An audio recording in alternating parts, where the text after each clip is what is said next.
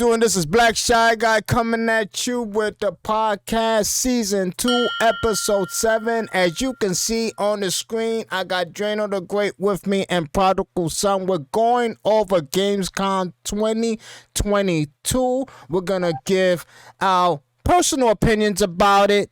And basically, you can put down in the comments what you thought about Gamescomm. Maybe it disappointed you. Hey, I don't know. You just got to let me know. But anyway, before we start, make sure you get that drink. I don't know what you're gonna drink. I don't know what it is. I don't know what's gonna be. Coffee, a tall boy, a beer, whatever the case may be. Make sure you grab it and join me at my table. We really appreciate it. How you doing, guys? Back at it. You all ready? Yeah. We back at it. How you doing, Drano? What's good, baby? Chilling, cold and damp in the hobo camp. That's where we at. Yeah. It is what it is, man. I mean, like I said, we're gonna go over Gamescomm, and Gamescomm, in my opinion, I'm not gonna lie, I enjoyed it, and obviously, I had discussions with both of you guys on Gamescomm behind the scenes, and I expressed a little bit of my disappointments, and I'm gonna express it as we speak on this episode of Chi-Town. I'm going to express my opinions on what I thought about Gamescomm. Gamescomm didn't give me that feeling it used to give me. And maybe it's because of the games, but Drano did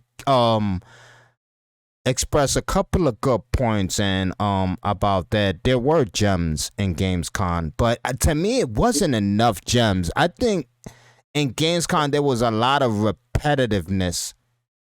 Even though the games were new, they were repetitive because they were coming off other gems that were successful. I don't know if you guys understand what I'm saying when I say that. I get you. It's like I'm playing the same game, but with a mask on. You know what I mean? For example, Callisto Protocol seems like a great game. Seems like a fantastic game. Seems like I'm going to have real fun with that.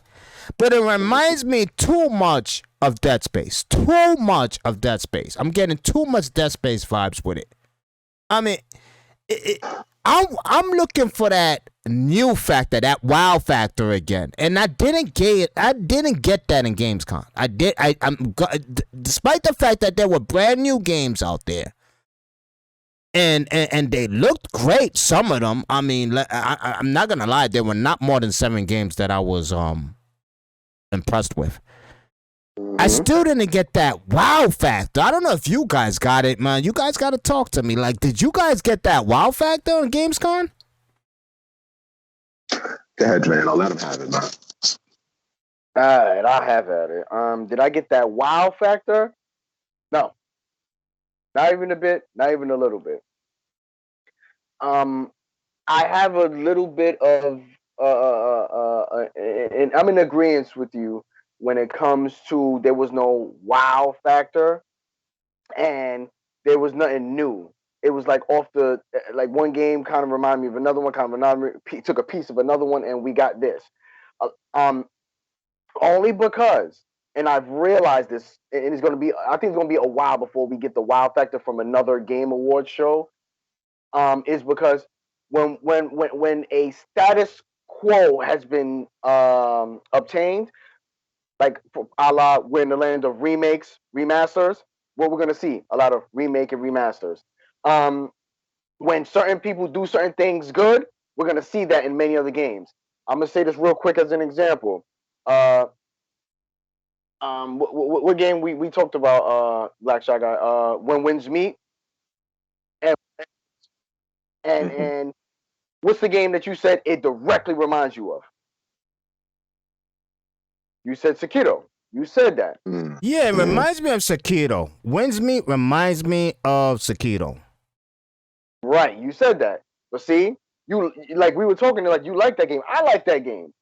But when you said Sekiro, and I look back and look at Sekiro, I'm like, damn, he's right. Yo, like from the counters, from the way you move, from the way the beats hit you, from the way that the big monsters come at you, you can hit them, but then counter, and then that's taken from another game directly. And they try to throw Ghost of Tsushima out there. I saw a little bit of what they meant, but I see what you meant with Sekiro. So there was nothing really new with that. If you want to be honest, there's nothing really, really new with that. And basically to like just to end my thing, I just saw games that I liked. I saw games that I liked, but it's not like they didn't remind me of other games. I saw one game called Wanted Dead that reminded me of Ninja Gaiden. Ninja Gaiden 2.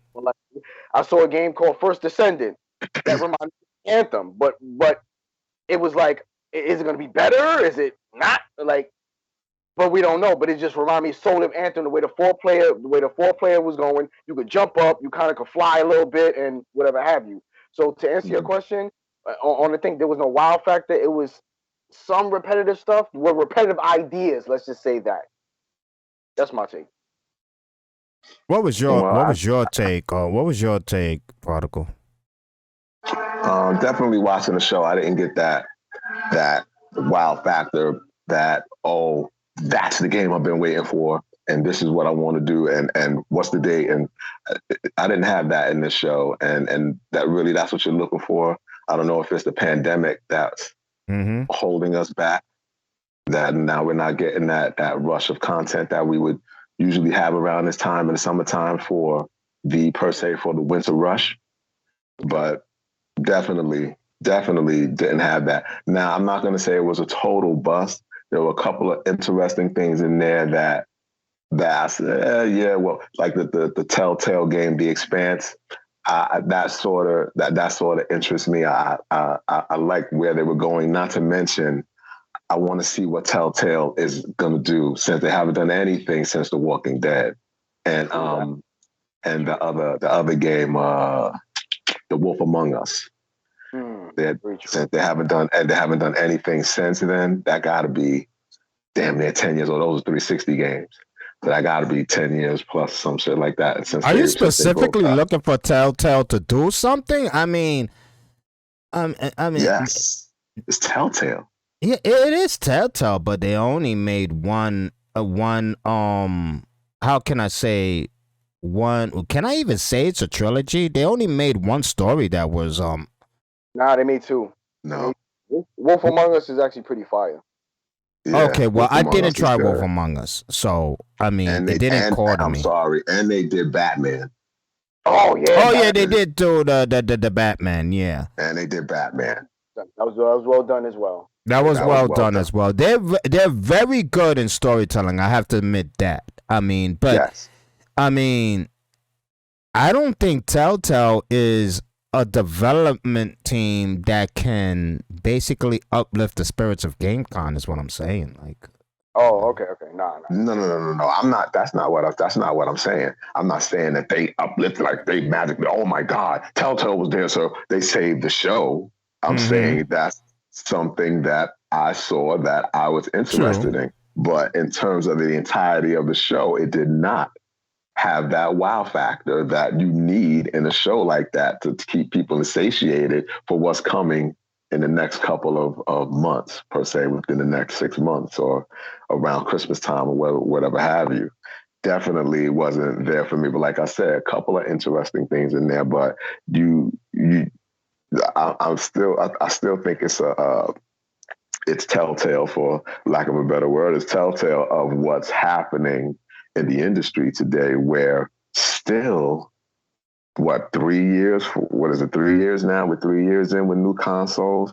We haven't had that rush of new content that can only be done on these consoles, status exclusive to these consoles, that can't be done on Xbox One, can't be done on a PS4. That's good. And we're still waiting. The thing about I 100% agree with you with that. There hasn't been a game that separates the next gen from the last gen. And a lot of people are praying that God of War does that. And I'm not going to lie. Let's go back to Where Winds Meet. That game really stuck out to me as one of the games. I don't know if you've seen that game, Prodigal Son, Where Winds Meet. I saw it. I saw The it. game looks amazing, but like I want to get back to it for the simple fact that, like Drano says, the game reminds me so much of Sekiro.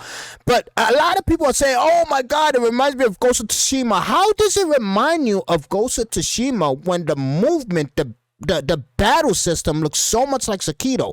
Yes, I'm not saying that the defense mechanic and the law and the souls mechanic is so identical to Win's Meat, because Sekiro is so much of a Souls game, but opposite. It's more of an offensive game, not defensive. And I'm not saying where Win's Meat is like that. What I'm saying is where Win's Meat moves almost identical to Sekiro. A lot of people are comparing it to Ghost of Tsushima, to each its own. Whatever the case may be, if that game reminds you of Ghost of Tsushima, it reminds you of Ghost of Tsushima. To me, it moves and plays almost like Sekiro. And the thing I have about it, it reminds me, despite the fact that it's a brand new game, it reminds me too much of one of those games. It's like Do you know who's developing it? Who's developing it? well, the Maybe that's the development key. of where Winds meet. That's a very good question. Is Everstone's games? And who does Sekiro? Who does Sekiro? That I don't know, honestly. Let me look it up. Let me look it up. Let's see. Who That does? might be the key. Even though there's been a lot of change in the industry where studios are moving around, and not only studios, people are moving around, and people have styles. Like you'll see people's style moving over to somewhere else, and you're like, yo, that looks like another game, but that's what it's about. It's about dudes, you taking their style somewhere else, and then that game will sort of look like that way. Like a per se Destiny. To me, Destiny looks exactly like Halo. It's Halo to me. It's Yeah, but it does Destiny, exactly what Halo is. Destiny, was a complete failure. I mean, Destiny was a joke. No, beyond that, beyond it being I a understand. failure. But it's Halo. They didn't go over there and make another game. They took Halo over there to Activision and they made another game with it. But they didn't make another game. If you look at the mechanics of Destiny, it's just Master Chief that can fly around. But all the movements, the gun, the mechanics, the reticles, all that stuff is similar to Halo. All of it. It was actually done by Activision. Sekiro was actually done by Activision.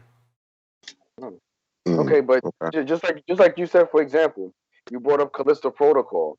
The guy, one of the creators of Dead Space, actually went to another company and he's head of making Callisto Protocol. Glenn Schofield. Exactly.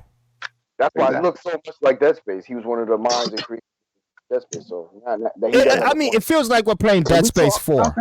It feels like we're playing Dead Space 4. Can we talk about Callisto a little bit, please? I mean, we could talk about it. I mean, Callisto looks like Dead Space 4. I mean, are you? Am I blown away by it? The more and more I see it, honestly, it's not blowing me away. It's not blowing me away. I'm being honest. It's not blowing me away. It looks too much identical to Dead Space, and do not get me started about cutscenes. Cutscenes do not impress me anymore because I'm tired of games that have 5-hour cutscenes. I'm done with those. I'm done with games that have 5-hour cutscenes. I want to play a damn game, not watch a goddamn movie. If I wanted to watch a movie, I go on freaking Amazon, or I go on freaking Netflix. I don't want to go on my damn system and watch a freaking 5-hour movie. You understand what I'm saying?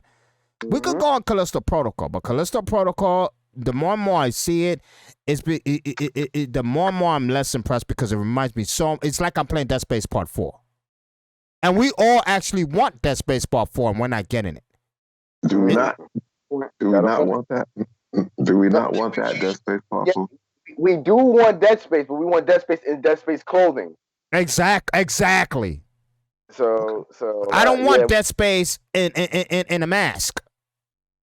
And that's what Indeed. Callisto Protocol is. You have to admit it. Callisto Protocol is Callisto Protocol wowing you, Prodigal Son? Is it wowing? That's what I really wanted to talk about. Like this, for me, this was a bad showing for them. I know they wanted to come out and look well here. They didn't. Like when you saw the first releases of Callisto Protocol and the cutscenes and the gameplay or what have you, dude, absolutely stunning, beautiful. Well, ugly and beautiful in the ugly sense, where you got blood, gore, and just disgusting shit. It looked great. I love it. I'm like, this looks great. I can't wait to play this. This is going to be good shit. Definitely what they showed this time around, definitely a way scaled back in the graphics department. Way scaled back. Well, when it comes to the graphic department, did they show it on a different system? Did they say what system they were showing it on? Yes, they did. The latest stuff was on PS4, not PS5. Oh, so that explains it. That explains it. Way scaled back. So that it didn't look good at all. And then what they were showing in terms of the gameplay, it looked very, like you said, very Dead Space-ish and very just like rudimentary. And I'm like, oh, this is not looking good for them. So I wanted to ask you guys, where is that point? Where's the line when a game crosses over to the overhype? Now you got hype, and they had great hype for this game, but now I think it's overhype. Like I'm thinking it's sort of like in the Halo realm. Remember I was telling you, Shy Guy, like Halo could never. I don't give a fuck what Halo did when it came out. The Infinite. There was no way in the world it was going to meet expectations. I don't give a fuck. It could have been a perfect game. No way it's going to meet the expectations that it made for itself, because you keep backing it up. They kept canceling it. Oh, it's going to give it another 6 months. Oh, it's not ready yet. Oh, the multiplayer is not ready. And then I'm like, dude, they screwed it up. They're never going to meet the expectation, no matter how good it is. And I think Callisto Protocol is sort of getting into that realm now, that the hype is a little too much for them now, and I don't think they're going to be able to hit the mark. Well, it's kind of a difference. The reason Halo didn't succeed is because they kept pushing it back. So time-wise, it killed the game. Mm-hmm. You know what I mean? Callisto Protocol has not received any delay in its game. There is hype. I'm still there. The hype is there. Yeah, absolutely. But I'm talking about the scenarios that killed Halo was the delay of the game, which Callisto Protocol is not suffering with right now. Right now, Callisto Protocol is on its way to being released on time. And time is not going to kill Callisto Protocol. What I think is going to... And I think we're just hypothetical. We're just putting hypothetical on the whole situation. I think Callisto Protocol might succeed because, let's admit it, it looks like a gorgeous game. And despite the fact that it looks like Dead Space, it looks like it plays well. And I'm not gonna lie, I'm gonna get the game. I'm not gonna lie. I think that nostalgia is getting dried out at this point, because a lot of development teams are so hype on nostalgia that they keep remaking games. They keep remaking games that look like the last game that succeeded. So the nostalgia is getting dried out. It's not feeling like, when you get nostalgia and you feel so good about it. Like, you're like, wow, that brings back so many great memories. Now it's like, I'm tired of it. I want something new. You know what I mean? I want something new. I know what you're saying, Prodigal Son. I just think that the overhypeness of a game can kill any game. When you overhype a game, I believe it brings expectations that has not been tested out yet. But you have to meet the expectations that you put out. If you're gonna hype your game up, best believe it better be everything you say and some, and on time. So, with Callisto Protocol, do you guys think the game is going to fail? This is what I'm asking you guys. Is it overhyped now? Is it overhyped? Is it gonna meet that bar? I don't. Yeah, not yet. It's not overhyped yet. I agree with Dre. In my opinion, I don't believe. I believe the game is overhyped. You're 100% correct with that. But I don't believe it's overhyped for no reason. I think Callisto Protocol is driving the train of Dead Space. It has the name, even though it doesn't have the Dead Space name, it has the Dead Space look. And that's what's pushing the success of it, because at the same time, so many people want Dead Space 4. So they're like, if I'm not getting Dead Space 4, I might as well play Callisto Protocol. And like Drano says, it is coming off one of the development individuals that was involved with Dead Space. So you're going to get that feel. And let's not get it twisted. Despite the fact that the game looks like Dead Space, plays like Dead Space, looks like Dead Space, it looks like a successful game that's coming out. It looks really good. And the fear, we haven't had a lot of fear factoring games other than like games like The Quarry and all of those other games. But I haven't played The Quarry, but I did look at the game. I'm not gonna lie, I did look at the game because I just didn't want to invest my time in the game. So I did look at someone play it, and the fear factor wasn't there for me for that game, honestly. But maybe it would have been there if I was playing it myself. But Right. I think fear derives on whether you're playing it or whether you're watching it. I think it's the same thing. Correct me if I'm wrong. No, you're not wrong. Nah, because I've watched Outlast and I still go, oh, like when someone plays it, because Exactly. So it's like it's like I don't think The Quarry did anything for me when it comes to fear factor. And when I'm playing a game like The Quarry, I want the fear factor to be there. I think Callisto Protocol will give me that fear factor. I think it will. And that's why I believe the game is not going to be a failure. I think it's going to be a success. But it doesn't change the fact that the nostalgia of that game is getting tiresome. It's getting to the point of when is a development team gonna make a game that brings back that wow factor? And when is a game gonna? I'm not gonna lie. I don't want to go sideways on Callisto Protocol. I don't want to. I don't want to go sideways on Callisto Protocol. But there is one game that brings so much attention to me, and I'm gonna talk about this game right now. And it's called The First Descendant. Thank you for Drano for bringing this game to my attention. This game looks utterly amazing. I don't know if you've seen it. You seen it, Prodigal Son? The First Ascendant. The First Descendant. The First Descendant. It looks utterly amazing. Basically, it reminds me and Drano of the game that you just mentioned that was a flop. What was the game? Anthem. Anthem. It reminds me of Anthem. Mm-hmm. It looks great, just like Anthem. The cutscenes looks amazing, just like Anthem. The gameplay looks amazing, just like Anthem. And I'm not gonna lie, this game looks utterly breathtaking. And other than Where Winds Meet, this is another game in Gamescom that has caught my attention. Because obviously, you know, when games like this come out, we all get on it. You know, me, you, and we all get on it together. And I thought about all of us getting on this game. And this game looks utterly perfect for us. And I'm not going to lie, this will bring back and despite the fact that I was talking about nostalgia being so tiresome, when it comes to this game, I give it a big exception. This game looks breathtaking. Because it looks fun. It looks like fun. It looks fun. It looks like, you know, it looks like a game that, I mean, and the fact that it's a loot game, it is going to be twice as fun. I mean, obviously you haven't seen it, Prodigal-san, but I really advise that you take a look at this game when you got time. This game is so breathtaking. See, a game like this, despite the fact that it looks like Anthem, despite the fact that it brings a nostalgic feeling like Anthem, and it kind of brings a Killzone feeling. I don't know if it brings a Killzone feeling to you too, Drano, but it brings a Killzone feeling to me. And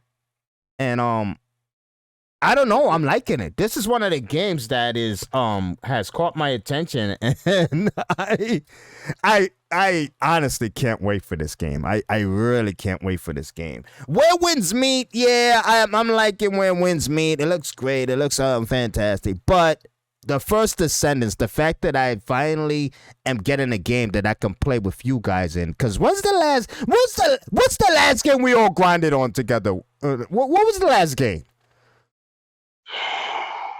play together, please. I We haven't mean, experienced that in a minute.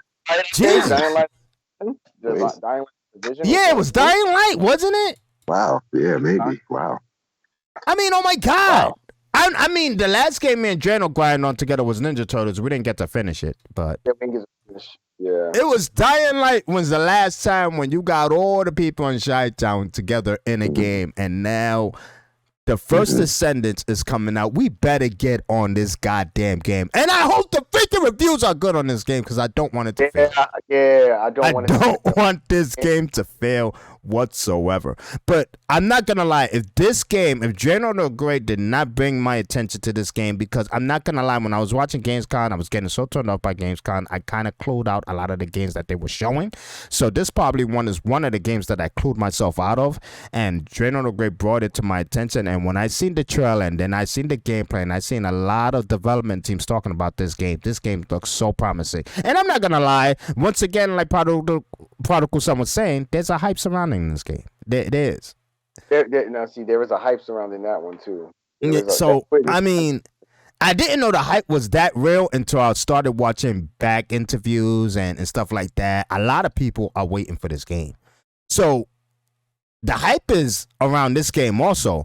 But to ask you guys a question, is big hype a bad thing? No. It's not a bad thing when it's properly placed. Hype can kill you. It really can. It really can, because people are going to be expecting something, and then when you don't give people what they expect, you're going to have a problem, sir. But how can you set expectations that are not visible yet and you haven't experienced yet? It's like you're setting expectations for something according to your own set of standards. Well, I think sometimes it could be played on sort of like how they're playing on Callisto with Dead Space. They know you want this Dead Space. They know you want it. So they're dangling this Callisto in front of you. Yeah, look at this. Yeah, it looks like Dead Space. Plays like Dead Space. You got a developer from Dead Space. Here it is. Now, are they going to meet those expectations? And what expectations as a gamer yourself, looking at Callisto Protocol, what standards are you setting? I want a coherent story with good graphics, good gameplay, all married together, and give me anywhere from in a single player action. Give me anywhere from 10 to 15 hours. Okay. Good to go. That's okay. reasonable. I'll add to that. Cause no. He said something cool. Everything that Prodigal Son said, but I will add one thing because you mentioned Callisto Protocol. I want these scare or horror factor to be like Dead Space 1. If you're comparing it to Dead Space, horror factor. I need that scare factor. I need that claustrophobic thought. Space 1. That's what I'm looking forward to Callisto Protocol. Everything said. Now, all right, Burst. That's a good point you made. How do you want your Callisto Protocol? What you want your diet to be like between 1, 2, and 3? You know what I mean? Like, cause you want it to be like the Dead Spaces. So what do you want it to take from 1, 2, and 3 from the Dead Spaces that you want to see in Callisto? Oh, that's easy. It's very easy. For Dead Space 1, like as I said, the claustrophobic, scared, what's around the corner, I don't know. You want stuff to jump at me. Different mutations for different type of monsters. For part 2, I would like to know what the guy's thinking when he's going through all this crap. Dead Space 2, to me, captured very much what Isaac was thinking about every single time while all this crap was happening. And stuff like that. That's what made me like Isaac even more. Part 3, I don't want them to take nothing from part 3 because honestly, part 3 was Part 3 was a nice ride and stuff like that. Oh wait, sorry. The weapon mechanics. Sorry, the weapon mechanics for part. Thank you. The weapon mechanics for part 3. I don't want the story from part 3. I don't want the antagonist from part 3. I don't want that. No, that's what I. But hold on. Prodigal Son was saying like it was a bad thing.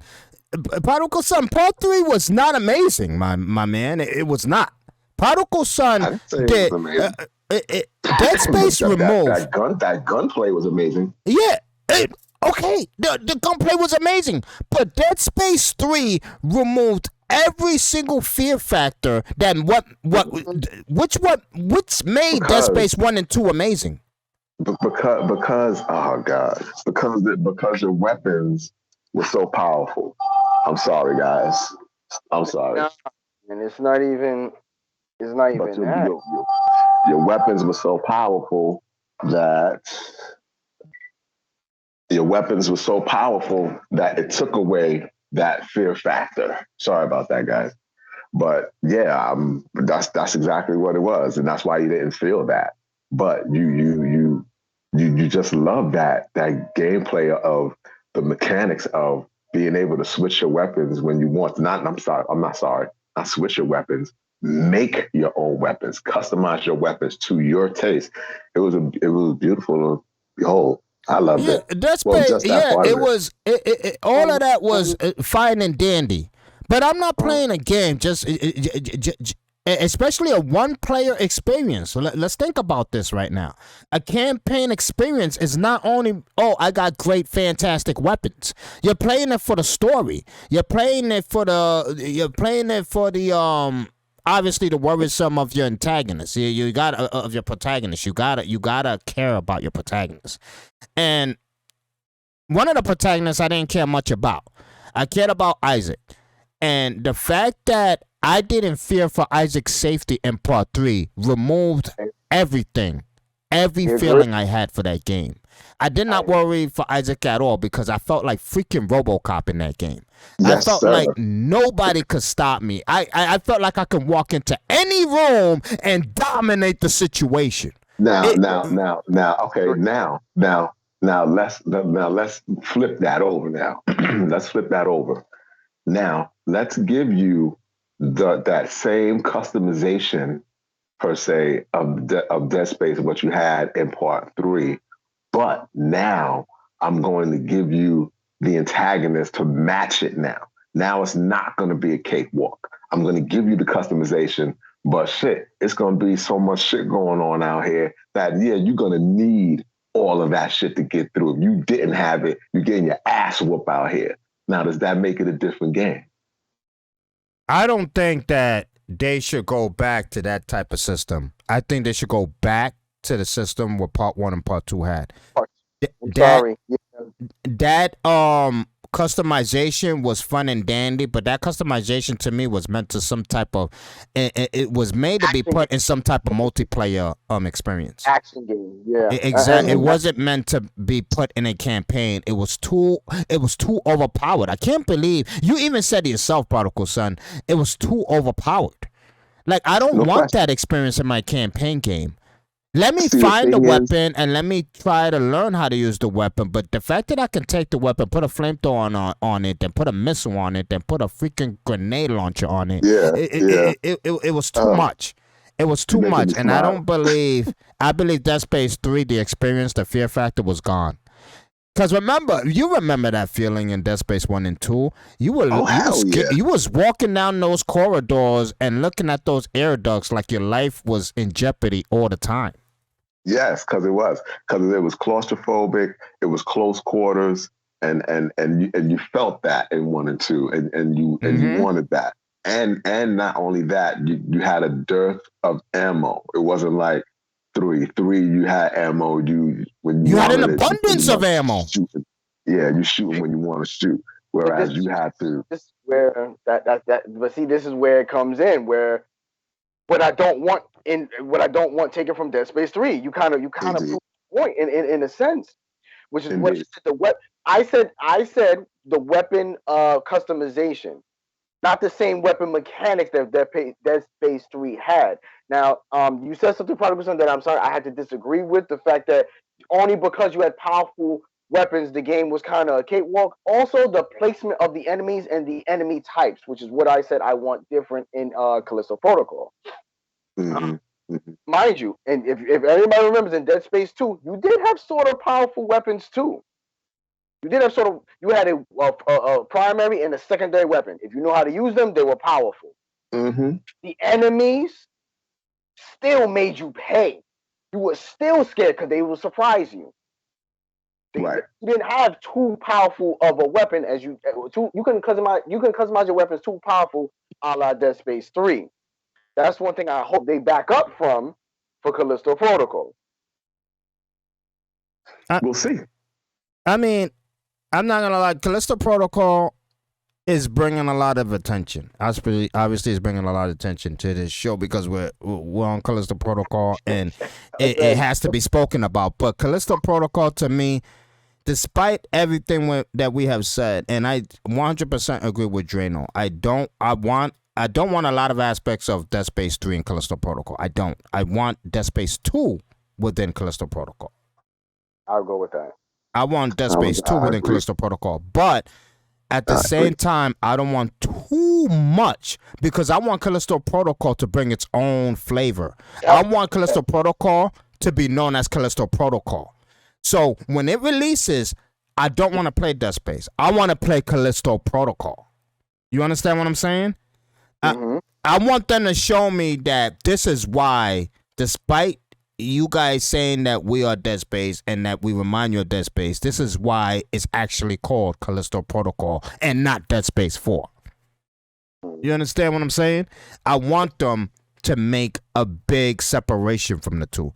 And like Drano reminded me the other day, there is a big separation between the two when it comes to the melee attacks of the game. The melee attack of the game looks amazing. What you can do, the grabbles you can do, from what I've seen. Obviously, we didn't get actual gameplay mechanics and how to do these moves or whatever the case, but it looks amazing. It looks amazing, and but before we do.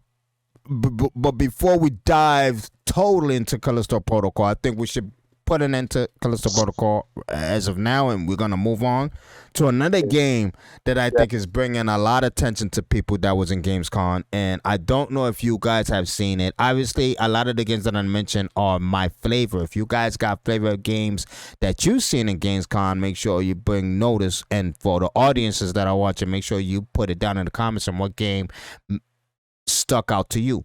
But the game that stuck out to me also was Lies of P. I don't know if you guys seen that game. Yes, I saw. Lies of P needs to be mentioned. Yes, sir. That Lies of P. I mean, and I was scared. I'm not gonna lie, and you guys might freaking hate me for this. But Lies of P kind of scared me because I did not want an identical Devil May Cry looking game. I did not want. I'm not gonna lie. I'm tired of Devil May Cry. I'm over it. I'm over Devil May Cry. I'm done with it. I'm done with it. I'm done with its playing style. I'm done with its mechanic. I'm done with its unsensible combo system. I'm done with Devil May Cry. I was happy to hear that the game is almost plays identical to almost like the Souls games. And I was happy to hear that because, and I know people might say, well, you're crying about it almost being like Devil May Cry, but it's almost like the same thing as the Souls games. Listen, all right? Everybody got their flavor. And I think the Souls game brings a lot of, how can I say, am I voicing it correctly? A lot of, how you call it? Different flavor. Let me say it like that because I can't think of the word to properly voice my opinion about what I think of Lies of P as of this moment. But what do you guys think of the game, despite the fact that I look good. I like the way it looked. The aesthetic, little ancient aesthetic on it, and the gameplay. But see, like you said, a lot of these games got this same sort of like feeling. As soon as you see a game, you're like, oh, that game is like that game.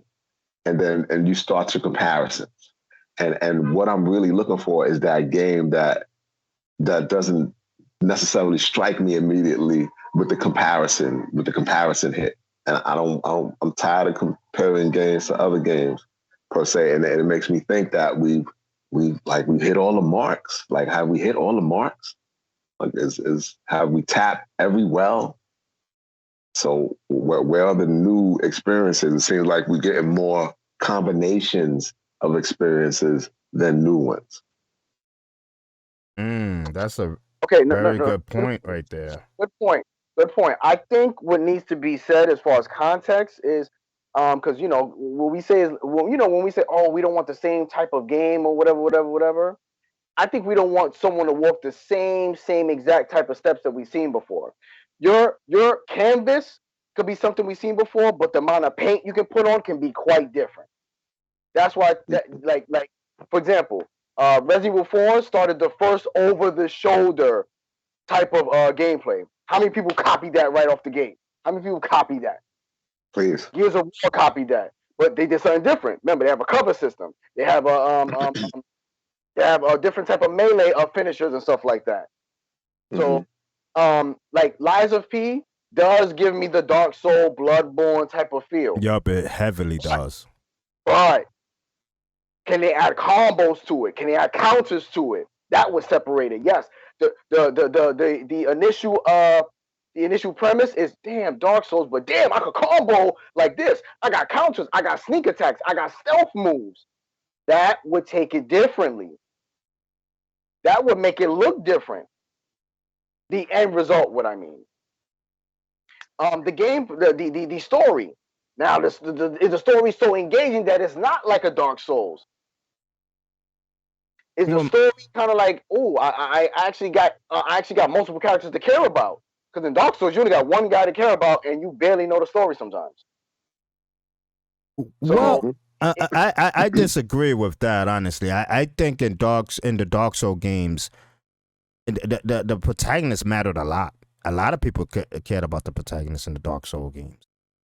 It depends on which Dark Souls games you're actually talking about. Also, I didn't say nothing about not caring about the protagonist. I said, do we got more than one protagonist to care about? No. Why would you want more than one though? No, not protagonist. I'm saying the wrong thing. More than one character or so in the world that we're dealing with to care about. I'm talking about something that was separated from Dark Souls. I'm talking about where I'm talking about where the canvas that we're talking about is the same. Dark Souls, but this like Dead Space, something that would like Callisto Protocol being like Dead Space. Is there something different that's like, oh, this was like Dead Space, but Dead Space didn't do this. This could usher it into its own game now. That's what I'm trying to say. I think that in a way I think that Prodigal Son, sadly, he kind of hit the mark. I'm not gonna lie. I'm gonna agree with him with that with that small point that he made. I think that gaming has reached the point that it has run out of ideas. So the only idea it can grasp onto is past successful titles. And you are right about the you can make a title and throw a different coat of paint on it, but it doesn't separate it enough for somebody to say you're your own achievement. Like I think it goes to the boardroom also, where gaming has become so corporate that a lot of decisions are being made in the boardroom instead of in the studio. Where decisions should be made. Decisions should be made in the studio, not the boardroom per se. And they want something, and when they're in the studio, they're like, you know what? We're giving up the money here. So we want our money we want a God of War type game. We want a Ghost of Tsushima type game. We want a Spider-Man type game. And I get out of here and get back to me. Well, when you put it at the in the board meeting perspective, that's a battle I honestly have to say we're never gonna win, because what happens in the board meeting stays in the board meeting, and we have no control of that. And no, you know what? I'm gonna bite my tongue on that. We do have control of it if us as consumers don't support it, but. We're gamers. We're gonna support something that obviously looks good. Like, for example, Lies of P looks good. It reminds me of the dark. Obviously, it's like a Dark Souls games. Despite it being almost like a Dark Souls games, as long as the mechanic and the battle system is good and the graphics look great and the story is kind of compelling, I'm gonna play it. This is where I believe that it's never gonna stop. I believe that developers are always gonna hang on to nostalgia because nostalgia is what sells. Successful nostalgia is what sells, and they know that a lot of the Souls games were successful, so they're gonna go with that mechanic. They're gonna go with that what makes them the money. And like you said, when it goes to the board and they're like, "Oh, it looks like which game? The Souls games, ma'am." Oh, okay. There's nothing to talk about. Just make it. So I mean, despite that, Instead of Lies of going P with, looks like an interesting game. It looks like a great game. So I mean, that's Okay. one of the games in Gamescom also that I'm looking at. I mean, that game right there. Obviously it's a Souls game. It's gonna be successful. I don't know not one Souls game that has not been successful. That Not is one. that is true. That is true. And that's There's not one. Even Sekiro, with all its difficulty, was successful. I mean, because I believe Sekiro was the hardest type Souls game around. I do believe. I mean, It the got bat. it got game of the year. It got game of the year, so you can't get Yeah, game of the year. it was one of the hard. Oh my god, the amount of sleepless nights. I mean, that game was it was one of those games that if you weren't a hardcore gamer, you were gonna literally break your system, because of that game. But other than that, it was an enjoyment. It was it fulfilled me. That Sekiro, like I keep telling Drano, like you gotta touch that game. Sekiro is a fantastic game that you got to have patience with, especially with the battle system. You have to learn it. You have to, and not only learn it, when you play Sekiro, Sekiro is one of those games, and basically the Soul games are one of those games that if you get on it, you cannot break away from it. Because if you break away from it, you're killing yourself. Because when you come back to it, you're not going to know what the hell to do. You know what I mean? The Souls games are one of those dedication games. But now that we've discussed Lies of P, what again? I want you guys to bring up a game that has caught your eye, your attention. Any of you guys can go first. There's two. I think off Go ahead. camera. Wanted Dead. We talked about that off. Yeah, Wanted Dead was a good one. Well, it was like a fun. It was a fun little Ninja Gaiden type game and stuff like that. Again, we're talking about games that look like another one. That's ironic. Um, and they also have gameplay footage of Wulong Fallen Dynasty. They actually had it, and I saw it, and I was like, oh, this actually looks a bit interesting because I think two players can play that. I think it's 2-player co-op if I'm not mistaken. I could be wrong at that, but those are the Wulong two. Fallen Dynasty. Yeah, they actually got a gameplay trailer out now. Before it was just a trailer that you couldn't really see anything. Now they actually got a game. They got gameplay out. I didn't know that. Yeah, they absolutely got gameplay. I was like, oh, Gamescom has stuff on the low. So I I actually did looked not at that. know they had a trailer. I did. I'm crazy because I had no idea that they had the trailer out for that. I was completely in the lost of that. So I mean, I'm as we speak, I'm gonna be taking a look at the trailer. I'm not gonna lie. I'm gonna be honest. And Those are the two games. The two other games that stuck out to me, and there was another one I talked about called Scars Above. That was a Gamescom trailer. That it reminded me a little bit of the game you had a long time ago called Extinction or Extermination. Yo, Skies Above looks like another. That's crazy. Sorry to disturb you. That's crazy. It's made by Team Ninja. I'll say what.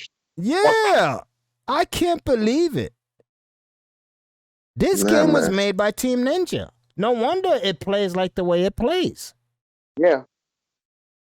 Team Ninja's still viable. Yeah, despite who left was Tommy, right? Yeah, the head dude. Yeah, Tommy left out. I don't know why would Tommy leave again? I think was it creative differences or something? Something. Yeah, something creatively happened where he was being Tommy being Tommy. You know how he was kind of boisterous and outgoing and outspoken, and I think his mouth got a little too crazy. And they're like, you know what, we're gonna let you go, Tommy. You do what you do. and he wasn't as successful when he went away from the team. No, he wasn't successful at all. The first game that he released was complete garbage. I mean, I don't mean to say that Yeah, to it was something bad. someone developed. I mean, it's very hurtful for someone who's dedicated their time to something to call it complete garbage, but it was. And It was bad. unfortunately, it was just I haven't heard from him since. Have you guys heard? Yeah. Because Team Ninja's still on because that was the team. Per se, he was the head of it, but that was the team. So Team Ninja went on to do another Ninja Gaiden, and then they did Neo. They did Neo. That's them. And Neo 2. That's them. The only And thing, I'm sure they're going to be doing some other shit. yeah, the only thing I have about Wulong, I mean, it reminds me of Onimusha. Like, come on, man. I mean, I'm not, and I know everybody's gonna be like, "Oh, Shy Guy, shut up!" Every game reminds you of something. Listen, I'm just voicing my opinion. It reminds me of Onimusha, and it reminds. I mean, and this is what I'm talking about with Gamescom. I'm gonna go back to what I said in the beginning. Listen, and I don't care what anybody says. Okay, I'm gonna say back to what I said in the beginning. There's no game that has been released in Gamescom that has showed me a wow factor that is something brand new, a brand new idea, a brand new holy shit, you guys never seen this before. Okay. And now I have to quiz you. Is now as far as like seeing before you get your hands on it, is that a bad thing? This brings us back to expectations though. Oh no, cool. But is that a bad thing? That it kind of reminds me of this. It kind of reminds me of that. Because there was one game I'm going to mention right now that when you go down the core of it, it actually plays like God of War. But which game is that? Mercy. Castlevania Lords of Shadow, Part 1. Yes, it does. Yeah, it does. It does. And that's what you was looking for. But here's the thing. To a degree. No. I'm just bringing a point. Like, is that a bad thing? If the canvas of it is like, yeah, it's not going to be the wow effect. It kind of reminds you of this and this and that. Remember, the end result is Castlevania was a sleeper great game. Yeah. That's a perfect example you brought up right there when it comes to the canvas and then throwing your own coat of paint. Yeah, like Castlevania started like a God of War. Oh yeah, you do finishing moves, you do this, you do that, and you when a big monster comes, you could kind of kill it a certain way and blah blah blah. But it had things of all its own though too. The puzzle, it was special. Yeah, it was special. And so that's what I'm asking: is it a bad thing in a sense where something could look like something, but when we get our hands on it, it's like, yo, it started like this, but it ended like this. No, Indeed. it's not a bad thing at all. And I think you proved your point with the canvas and throwing your own coat of paint once again.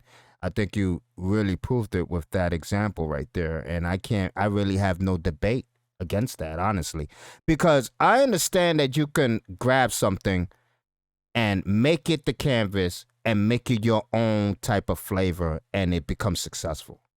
But as a consumer, when you know that that's the canvas he started out with, right, and okay, I know he's driving off the success of this game. Can I still enjoy the game? Yeah, I can. So I guess in a way, me as the speaker and people watching me can be like, yo, you're just bitching. But hey, that's what life is about. And listen, and I won't say it's because I want to be satisfied with something that I've remember in gaming when games came out. And this is why I say Prodigal Son is right when I say games have run out of ideas. Remember back then in gaming, when a game came out, you're like, holy shit, I never seen this before. Like, oh my God. When Metal Gear came out, we never seen a game like that before. That's He true. did. Gears of War came out. When the chainsaw came out, Yeah, we it was never like, seen a oh game my like that before. fucking God, look at the chainsaw. It's spitting blood everywhere. Yeah, oh my God, I'm cutting them in half. Oh my God, they literally cut in half. Oh my God. We never I seen remember like that before. We never seen enemies rippled in bullets and be cut to pieces by bullets like the way Gears of War did it. So it was so breathtaking. Now, every game that comes out, you're like, I've seen that before. Oh, I seen that. Oh yeah, that was done before. I mean, I think this is happening to gamers of the 70s and 80s generation. I think that we've seen it all. We've seen it all. Like nothing is ever gonna give us that first orgasm. You know what I'm saying? I don't mean to put it that way, but you know what I mean? Like you're never gonna get that first orgasm ever again. For now, I say for now. For now, I mean, we said that a good amount of time. What could they do next in the year 2000? What could they do next? And stuff like I don't that. think they could. Honestly, I don't think they could do anything. I mean, how long the PS5 has been out? How long this box has been out? There's no games that has showed me that they could do something brand new. You're right about that. I can't even debate you on that. No game. It's no game. And you're right, Prodigal Son. Okay, you're right. No, I'm not saying to be on some other stuff. I'm just saying that it's been a while since we, like you said, since we had that wow factor. Like, oh my God, that is something I've never seen done before. Let me look out for that in the next coming months, and I'm gonna be on to that. Like per se the games we mentioned, but you just on fire. I remember when Gears came out, son. When the multiplayer came out, son, nobody's shooting nobody. Everybody's chainsawing everybody. Nobody's shooting anybody. It was just funny for the first couple of weeks per se until everybody said, "All right, enough with the chainsaw. I'm shooting you in the face now. I'm shooting you in the face." But it was just like dumb fun to chainsaw somebody. Just dumb fun. True. And we're seeing that again. We're gonna. I mean, you would like to see that again per se, where you got that fever, and just not. It's not happening, man, and it's disappointing. Like I said, I saw The Expanse, and that sparked me with the Telltale stuff. The Marvel Gotham Knights. I saw that. I think they sort of like. I seen that as well. I seen the gun. I think they like sort of piggybacking off of the Guardians of the Galaxy success. But that Guardians of the Galaxy had pretty good success in terms of melee shooting combat. I haven't played it, but I'm waiting for the price to come down on it. But it's got great reviews. I played that. I played it. What's good with it? It's good. It's good. No, it's good. It's good. It's good. It has a good story and stuff like that. You're gonna care about all the characters. It's good. It's good. You only play with one guy. You only play with Star-Lord. You don't play with nobody else. That's where I think they went wrong with that game. Why is that game not co-op? What were they thinking? That's what I think that was a misstep with that too. It wasn't co-op. You can't play with more. But I'm sorry to bother you, Jen. I think co-op and now that we got it, co-op and the online experience and all of that goes with it, I think it's overrated. I really do. I think that like I was saying earlier, like obviously the audience don't know about it, but like I was saying earlier, like I found real happiness when I finally dived back into a single player game when it comes to gaming, in my opinion. Well, I'm talking about optional. That game should optionally be multiplayer. Okay. Yeah, optional. Not mandatory. Optional. Yes. I mean, options is always good. Options is never a bad thing. I mean, see, the options have to be good per se. Like you guys played Aliens Fire Team. Now, how would you compare the AI per se from an Aliens Fire Team to that Marvel's Guardian Galaxy? And so, because you had to play per se with AI characters. You had to Well, the play. AI is a horrible experience. Period. Oh my God. I'd rather be alone than play with an AI. Oh my God, not an Aliens Fire Team. I'd rather play by myself. Oh my God. I'd rather be alone than play with an AI. Oh my. It's a horrible experience playing with an AI. There's Oh no good experience I have found in any game that the AI gave me a great experience to play with. It's frustrating. You're constantly yelling how dumb the AI is when you're playing. So it's Yeah. like it's not a great experience. I mean, I don't know if you guys had good experience playing with an AI, but playing with an AI is absolutely a horrible experience. It's, I can't Like, even either AI on that one. I can't defend him. Nah, hell no.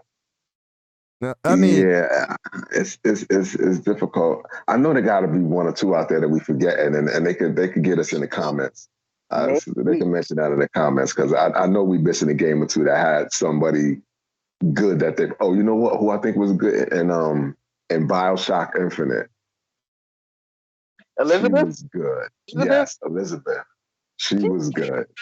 She was part of the story, so it's like she came at those clutch times. I think that was story content. oh my God.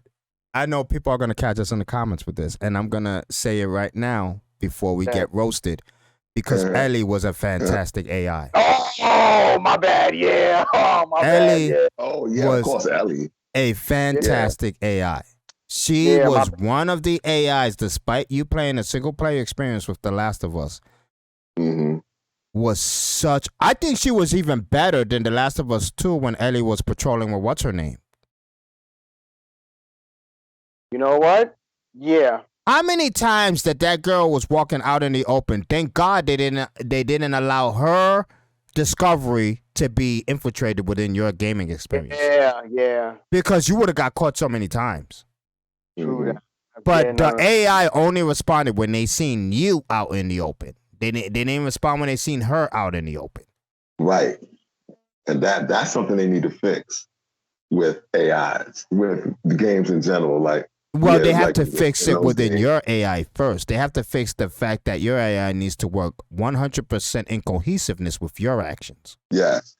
Mm-hmm. That when you're hiding, they're hiding because it does Exactly. have that mechanic where they can be out in the open and you clearly they in the open being seen, but the AI can't, the enemy can't see them. They only see you if you're out in the open.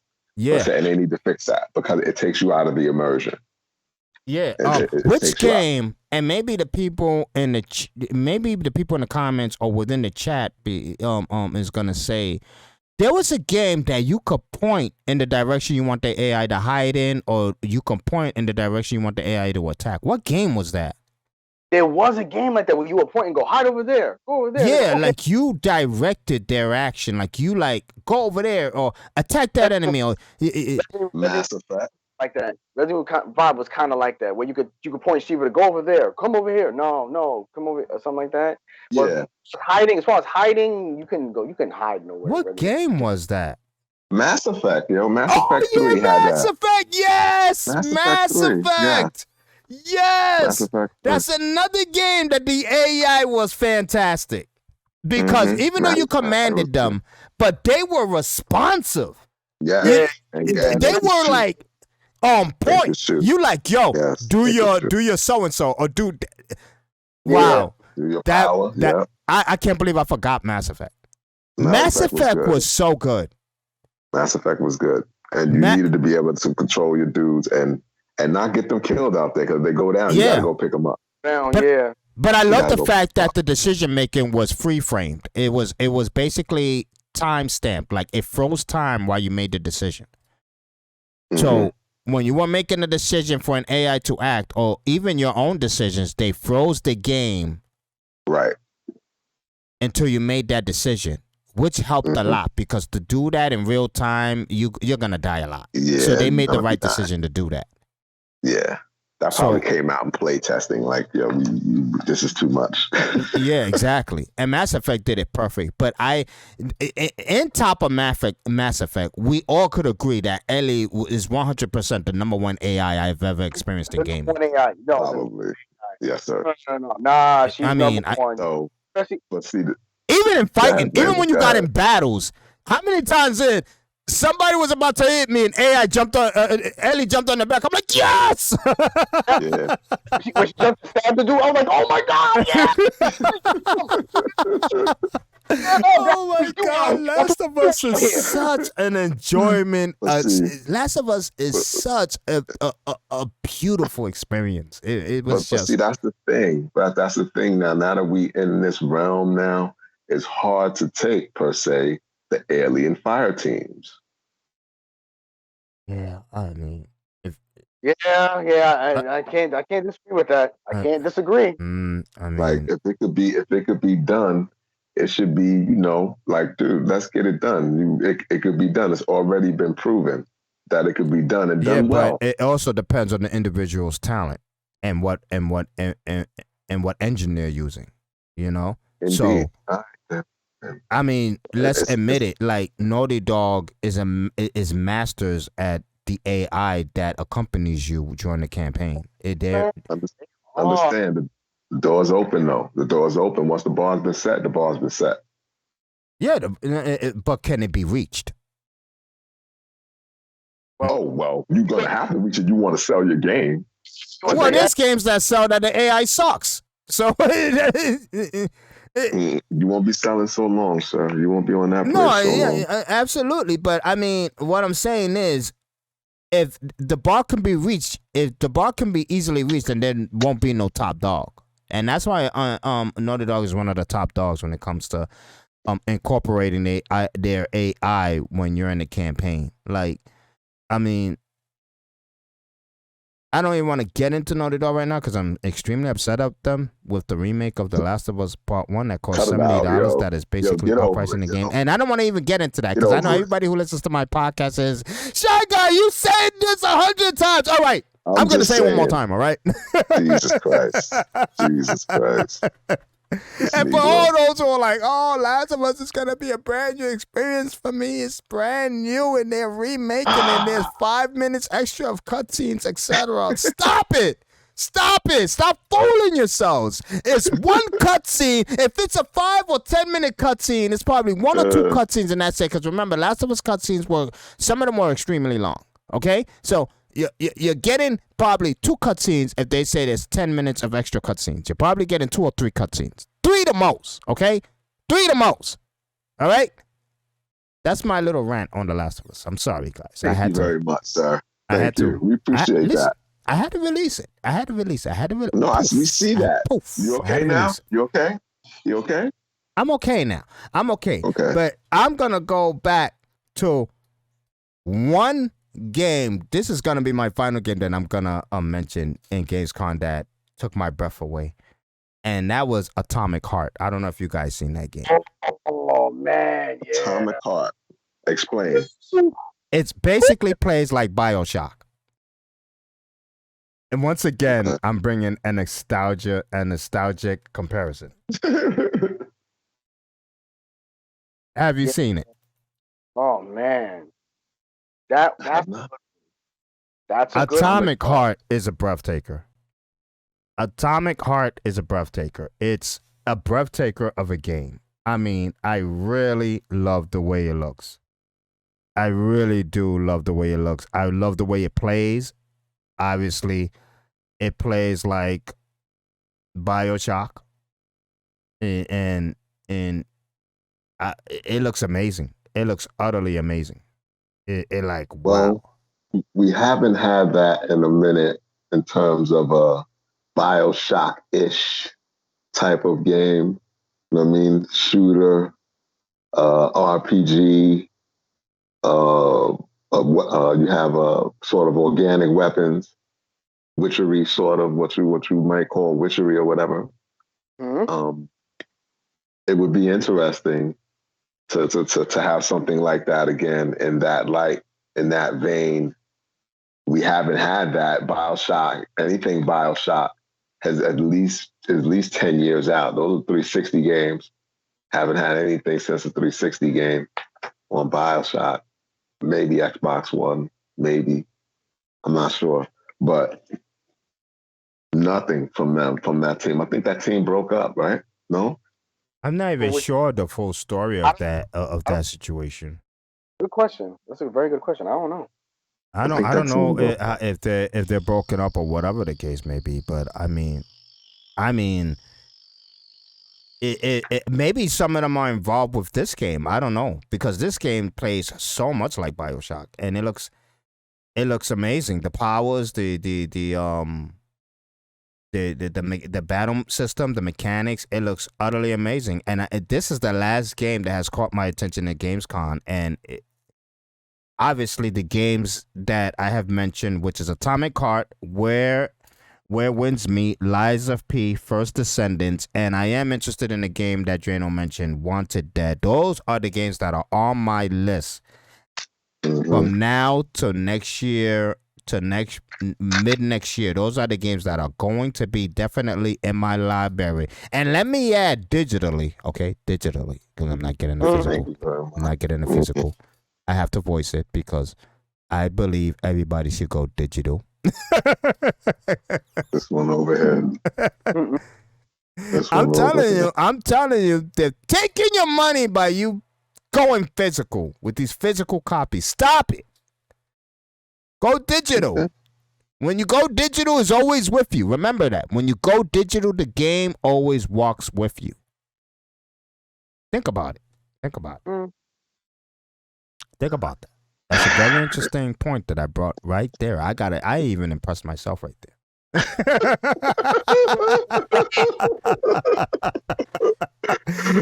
But anyway, I know all you guys who've been watching, all you guys who have had comments, list at least 5 games or more, or whatever game that you want to mention in the comments. And list at least the games that has caught your attention in Gamescom. And also, number 2, make sure you list if nostalgia is actually a problem within the gaming development era as of today. Do you believe it's a problem? Make sure you put that down in your comments as well. And we will be commenting, okay? We will be. If you do comment, I'm not the type of person that do not comment. Actually, I kind of talk way too much. So it's Yeah, what we've seen that. We've seen that. it is what it is. Oh. But Yeah. I list my 5 games. I list one Prodigal Son and Drano before we end to relist the games that at least 3 games that they're looking forward to end the segment. Drano, you can go first. All right. I am still looking forward to Callisto Protocol. I am still looking forward to When Winds Meet, and I'm still looking forward to Wanted Dead. Interesting, Les. And yours, Prodigal Son? Well, there was a game that I didn't mention called Moonbreaker. It's sort of you know me, I'm an XCOM man, and I love turn-based stuff. And so it's sort of a XCOM Borderlands mashup. So it sort of has that aesthetic of a Borderlands with the colors and the vibrancy and the over the topness and the powers like a per se like a Borderlands would have, but in a turn-based setting. Mm-hmm. Very colorful, very vibrant, very, you know what I mean? And I just like turn-based stuff. So I thought that was interesting. And I want to see what that ends up being. It's called Moonbreaker. The Lies of P, if we said that. There was another game called Stranded that it was about, well, what they had up front anyway was some Black people they were in a spaceship and they had to escape from their planet. Their planet was exploding. I don't know what planet it was, if it was Earth or what, but they're escaping their planet and they're in a spaceship and they land on another planet. And the planet seems to be sort of like ancient, maybe, you know what I mean? Sort of like dinosaurs on it or whatever. And so What the hell are they you have to talking sort about? of rebuild. Yo, you went off real quick. I don't. Wow, Yeah, you're bringing it's in some games that I gotta look into. But I mean, wow. The only reason I saw it up front is because it was Black people and it was black people. So I'm like, that's it, because how many times do you see in the front? You know, I mean, they're the main, whoever these people were, they were going to be the main protagonist in the story. You could see that it was going to be about them. And I'm like, okay, so that's interesting that they're making sure that you see that this is going to be about African Americans and their experience when they have to go to another planet. And they show some little fighting mechanics, sort of looked a little, maybe even I would recollect it to maybe PUBG. Was the game Fortnite. showcased on Gamescom? Yeah, Stranded. Okay, I'm gonna look into that game. Obviously, I'm not gonna look into it now. I'm gonna look into it, and as soon as I finish a whole bunch of activities I got set up for today. And all right, I mean, we got our listings. We got our listings. Make sure you put your listings down on the freaking comment section. And before I even close the segment, I have to question both of my colleagues, because they both brought up the Lies of P. If you guys love soul games, can you guys get into the soul games finally, for God's sakes? Because for God's sakes, I mentioned Sekiro and I mentioned the other game plenty of times to you guys, and you guys never want to give it a chance. But so for some odd reason, Lies of P is getting your attention. That's all I'm saying. Don't attack me. That's all I'm saying. Hey, you guys got to admit it. But anyway, make sure you put your comments down in the comment section, and we really appreciate you joining us. This is Prodigal Son. This is Drano the Great. I'm Black Shy Guy. As always, I know you probably finished your drink a long time ago, because this has been an hour and a half session. So I apologize for that. But listen, hey, it's not my fault. It's not my fault you didn't get a tall boy. But anyway, as always, we appreciate you for sitting at our table. This is Black Shy Guy signing off. I'm out. Peace. Yeah. Arch criminal who must be put away. Another innocent victim of suicidal maniac.